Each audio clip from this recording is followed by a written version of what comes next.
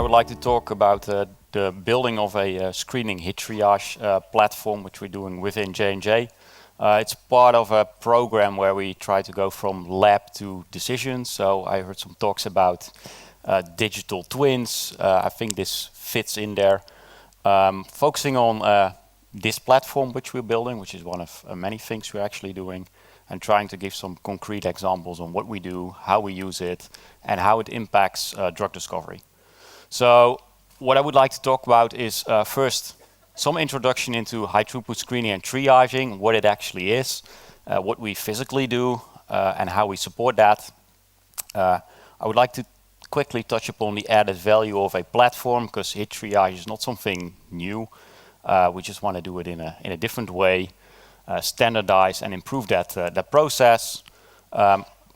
Some words about application design, where also I heard also some talks about Signals ELN and focusing on end users. I think it's the same if you're building a analytics application. And then there's a short demo, or well, in fact, there's just some screenshots of an application, and finally a conclusion. So about high throughput screening. What we do in small molecule discovery, we typically test a large number of compounds in an assay to find the first active compounds. This is all done with robots, machines, plates, lots of data in there. And the idea is to find compounds which do what they should do, either stimulate or inhibit a certain protein target. What we do, I think like most pharma companies, we use high throughput screening. So we have our compound libraries on well plates. We typically do a primary screen on a large library. It can be up to 1 million or more than 1 million compounds. And we first do a primary screen. So that's a single concentration, no replicates, so every compound's tested once, and we test it for activity on the target. That typically, I think, has hits, 10,000, 50,000 hits. And then we do a confirmation screen. It's also at a single concentration, but we actually screen replicates. And in that stage, we also possibly use counter screens, because sometimes we're also really interested in selectivity. So you add assays in that stage. And the goal is basically to lower the number of compounds which we have left, because then we can do dose response. We will then have multiple concentrations. We will also possibly have counter screens and have less hits.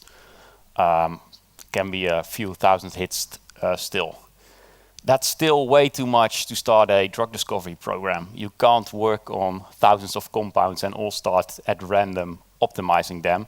So we try to do hit triage. And the goal is basically to select 2 or 3 chemical series. Start of a project where scientists can start to do modify the compounds, optimize the properties.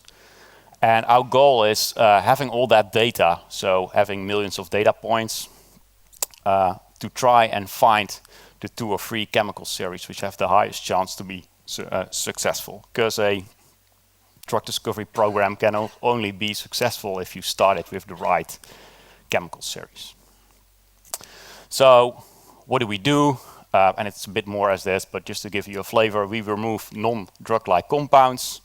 We remove paints compounds, so compounds which are not truly active, but they interfere with your assay technology. We try to remove promiscuous compounds, because compounds which hit every target, well, it's difficult to get them selective.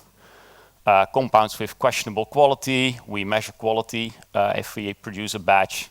So remove these, remove unselective compounds. We try to select desirable chemistry. And finally, we identify scaffolds or similars with activity. And why is that so important, these scaffolds? Because what we do in drug discovery is not that we try to synthesize the best molecule. Yeah, well, we try to, but there's a path towards that. What we typically do, if we have a compound, we start to modify it at some position. There's an R position over there, and we try different substituents at that position. Because we want to build knowledge, we want to try and understand where we should go.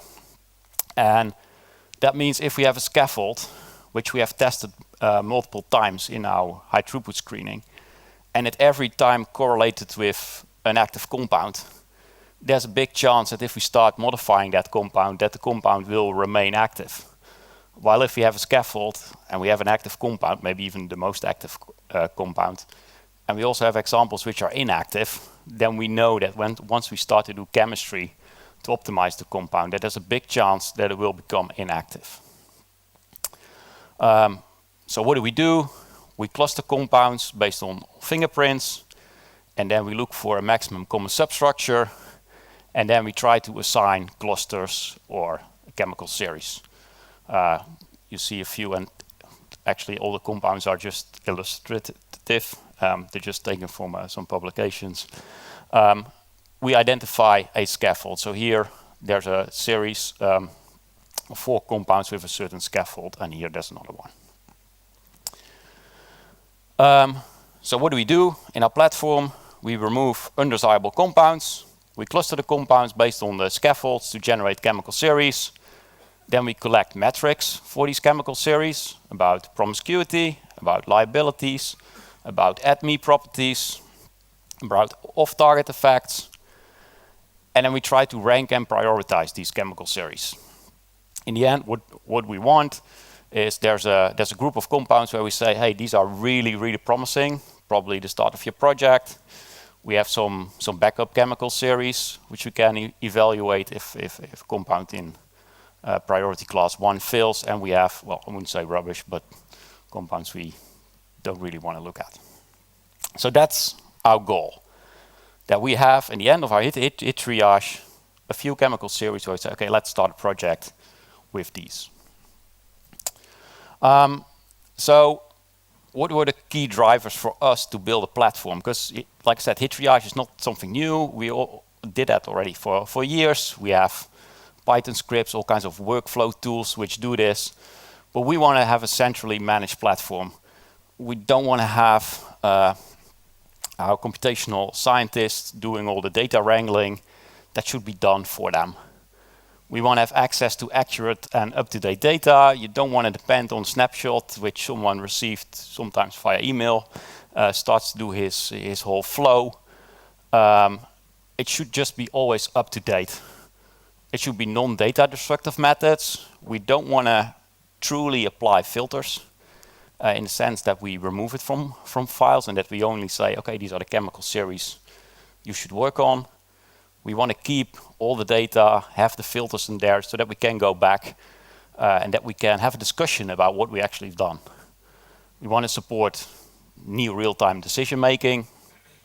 So if new information comes in, we can just do that analysis on the fly, that we don't have to kick off a new Python script somewhere. We want to be, oops, can I go back? I can't go back. Yeah, I'm trying. No, doesn't matter. We also want to be transparent about what we do. That's very important for us. In the end, there's a handover to project teams, and they should understand what we already know and support that decision. And we want to learn. What does that mean for the platform? Because we want a platform to support that. And in this case, we actually chose to have a platform which has its own decoupled data storage. The reason for it is much more that we want to lower the load on our internal data warehouses. They should mainly be a data warehouse and support operational processes. We want a platform to be chemistry aware. If you put in a chemical structure, it should know what it is. It should be able to connect to APIs. We have a lot of models predicting properties. We run them on a centrally managed location. We want to make use of these, support large data sets, do ad hoc addition of data sets is also important for us because like 90% of the data comes from our legacy systems, but there's always someone who has somewhere data in, I don't know, an Excel file. So they should be able to add that. Near real-time decision making. Basically, if we're sitting together as a project team, and then we can just change the slider and see how that actually impacts so that we do the triaging together and not one scientist doing the triaging and the others absorbing the results, and it should be traceable. And that's mainly because we want to learn how to do triaging better. It's not to say you did this wrong, but we want to learn. So what did we actually implement? So we get data from our physical screens. We know the plates we screened, we know the compounds which are on there, and if we do a screen, we get a result like this. There's a compound list, there are primary screens, there's a hit selection for primary. The people doing the screens, they indicate what the cutoffs are and which compounds are active and inactive. We do the same for a confirmation stage. There's also a screen, there we also have actives, and we have our dose response curves. So we just pull that data into our legacy systems, and then we push, in this case, our data to Inventa, because that's basically the platform we use for analytics. We try to build one template, and we use Inventa to pull in the data we actually need, so that we have only one thing to maintain. So we pull it to Inventa, and finally we have, and it's actually a Spotfire on top of that, so that an end user can make decisions. They can play with the data and they can try to do the triaging. So how does that look like? And I do apologize that I had to not show some of the data, but what I'm going to try to do, load a project. We filter for some incorrect activity measures. We're going to define tiers. That's basically tier 1 means, okay, this compound has favorable properties. Then we're going to try and prioritize and deprioritize the series based on that, and finally review our final selection for handover to our project teams.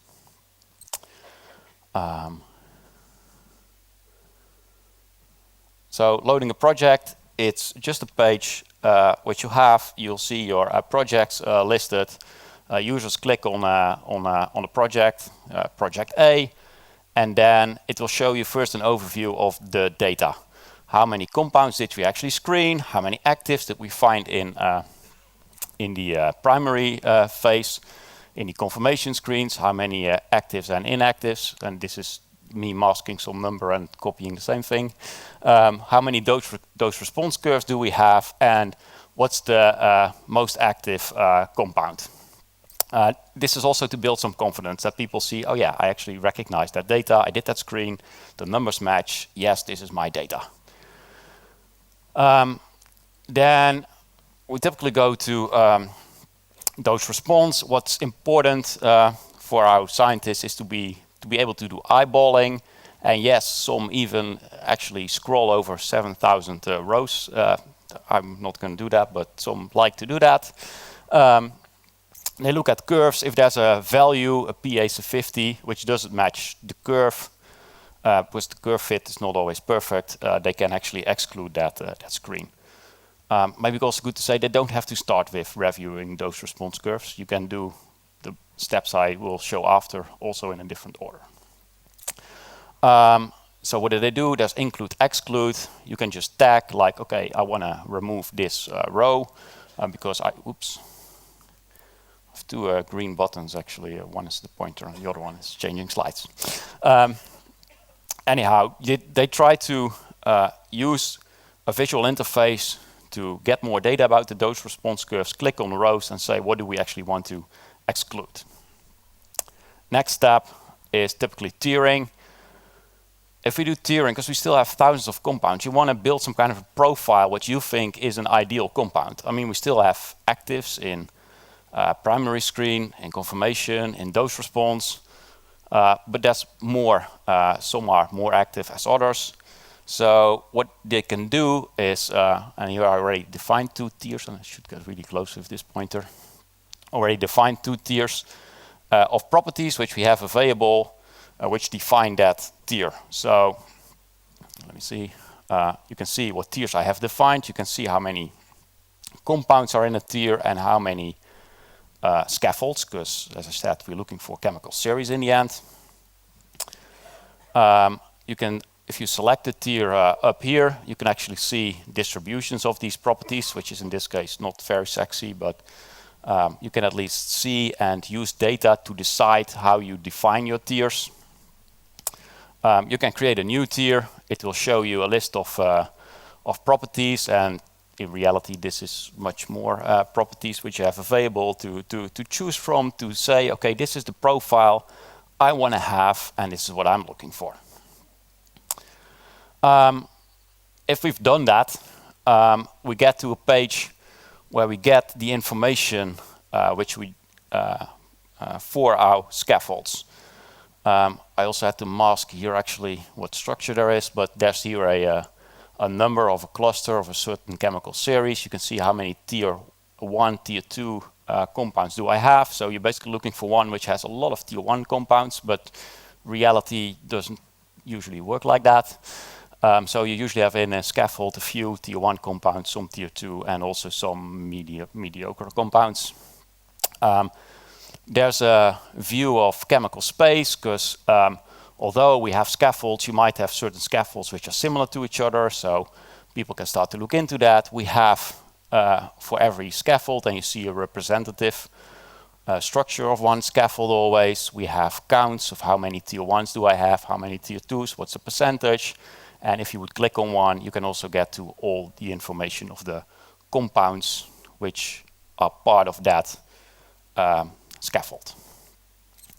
And the goal is that you start to play with this. You can, for example, order on, okay, I want to get all my scaffolds with the most tier 1 compounds in there. You can then mark these, and then you can go up there and you say, okay, this is my priority 1. This is a scaffold I really have interest in. So if you do that, you'll see actually in the pie chart over here how many chemical series did I have and what fraction did I annotate as P1, P2, and P3. And as I said, we're aiming for a P1 where we have 2 or 3 chemical series in there. But there's so many properties to look at that you want to be flexible, that you can just move compounds you like to P1, go back to P2, take the P2 compounds and promote them again to P1. So that's what we're trying to facilitate. If you then filter, there was actually a button up here which says, okay, now let's only show P1 compounds. And here I did some copy pasting, but this is how it looks like. It will show you a representative structure with the scaffold, and then you get some more statistics of how many compounds are actually in there and how many are active. And we try to do the same trick for lots of other data, because we have also activity data, selectivity, ADME properties, liability, promiscuity. So there's a target activity page which gives you an option to select more properties. You can look at distributions, like are there outliers, because if you look at median values or averages, typically they like to get a feel of the context. They can then again select. You can set again lower or raise priorities. Same for promiscuity. We have a lot of data of compounds, especially of our compound collection. They screened in multiple assays in different protein families. So we try to calculate a promiscuity score and actually show them for compounds. And you can actually see for all the compounds over here. They can drill down and see if I have a scaffold, okay, how many, so all these compounds, in how many assays are they actually measured, and if they're measured in an assay, in how many assays were they active or inactive, and if they want, they can even drill down and they can see, okay, there's a compound that's in a certain assay being measured. This is actually an assay of, let's say, GPCR, and what's the promiscuity score. So they can try to remove compounds which are promiscuous and less likely to be good candidates. Same for Sentinel. There we use a lot of models. So the idea is that we have properties which we basically don't want. So we have AI models or true assay data. We predict for all the compounds in every chemical series what it will be. Then there's some color coding which helps a little bit to detect like, hey, there's a chemical series here where property 2 is not really favorable, so I should maybe lower that to, I don't know, P2 or P3. And again, it works all both ways, right? Sometimes you have a lot of P1 compounds and you want to get rid of them, set them to P2. Sometimes you have nothing left and you want to promote from P2 to P1.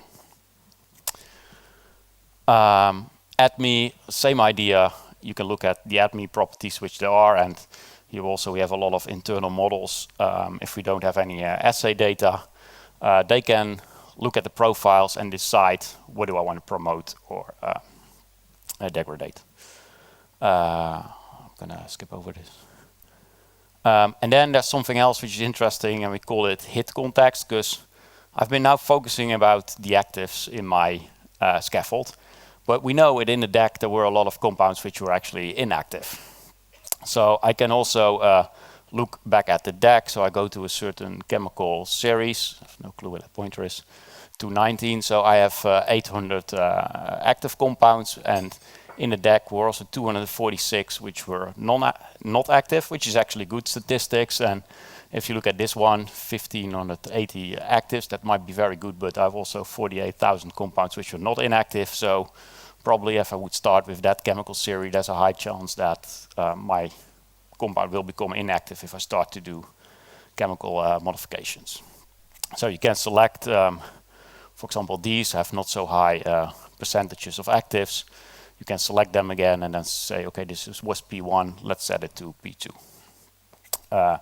So then in the end, you end up with something like that, just a few chemical series which you think are of interest.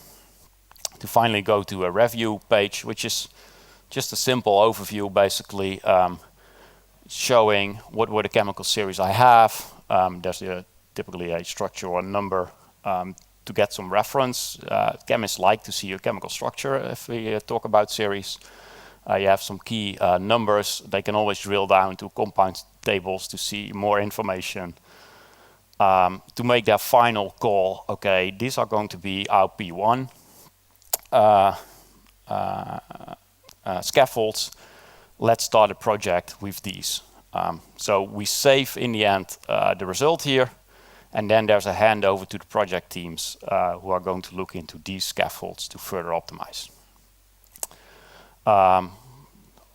Yeah, so you can also choose then, okay, let's review again the P1 and P2 to again promote. In every page you can promote and lower priority of scaffolds. So what do we have? We have a platform, and it allows users to standardize hit triage and always have access to the latest data. Users can easily save triaging sessions. If they've done something, they can share it with others. Others can resume triaging sessions, and really have a platform to collaborate with. Multiple people can do triaging, and you get basically input from everyone. The idea is that, and actually do that, project teams validate these triaging sessions. So it's not like the old days where computational chemists did something, these are the chemical series, have fun. We really look at it together, and we know when we're starting a project where the risks are based on data. They use the most promising series, at least we hope, at the start of the project. And also for us, very important, we learn, share from hit triage. Different people doing it have different strengths, different view on what problems are and how to solve it. And we're using a platform, tracking, seeing what they do. We can ask questions. Why do you do it like this? Why do you do it like that? What was more successful? So how can we all together improve hit triage and have better compounds at the start of a project and less late failures? And as I'm presenting, but it's work of many people from our triaging team, actually, who gives a lot of input. What do they actually want? How do they do it? There's people from R&D BT, which is IT basically to support it. There are people building models, because a lot of what I showed is based on model results. We don't have assay results for everything. And also people from Revity who help us build actually the interfaces, the connections, and so on. and you all for listening to this talk. Any questions?